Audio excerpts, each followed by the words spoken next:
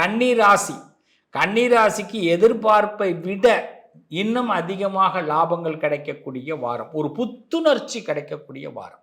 5வது வீட்டில் இருக்கிற புத பகவான் 6வது வீட்டுக்கு இடம் மாறுகிறார். இந்த இடத்துல 2 விஷயம். ஜனவரி மாதம் 29ஆம் தேதிக்குள்ளே யார் யார்கிட்ட பேசணும், ஃபைனல் பண்ணணும் அப்படிங்கிறதெல்லாம் பேசி தீர்த்துருங்க. ஜனவரி 29ஆம் தேதி ராத்திரிக்கு பிறகு உடல் நலங்களில் கொஞ்சம் கூடுதல் கவனத்தை வச்சுக்கிங்க கன்னிராசிக்காரர்கள். அதுவும் முக்கியமாக ஹெட் பெயின், நரம்பு சம்பந்தமான விஷயம், ஹெட்டு சம்பந்தமான விஷயத்தில் கொஞ்சம் கவனமாக இருங்க. இந்த பனி கொஞ்சம் அதிகமாகி இந்த வாரத்தோட இறுதியில் 29 ராத்திரி 30, 31, 1 ஆகிய 3 தேதிகள் பனி சம்பந்தமாக நமக்கு சுவாசங்கள் சம்பந்தமான ப்ராப்ளங்கள் ஏற்பட வாய்ப்பு இருக்கிறதுனால கன்னிராசி மட்டும் கொஞ்சம் உடல் நலத்தில் கவனமாக இருப்பது நல்லது. அதனால் தலை குளிக்கிறதெல்லாம் இருந்ததுன்னா கொஞ்சம் பார்த்து தலை குளிங்க. பெஸ்ட் ஐடியா கன்னிராசிக்கு சொல்கிறேன். பிப்ரவரி 1க்குள்ளே பார்த்தீங்கன்னா எதிர்பார்க்கக்கூடிய நல்ல விஷயங்கள், பொருளாதார ரீதியான முன்னேற்றங்கள் அடைய போகிறீங்க.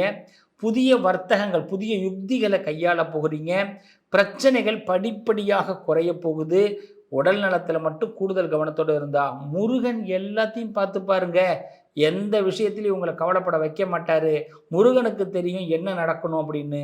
அதை நடத்தியும் கொடுப்பாருங்க. இந்த வாரம் மனசு போல வாழ்க்கை, நல்லது நடக்கும், அமோகமாக இருப்பீங்க.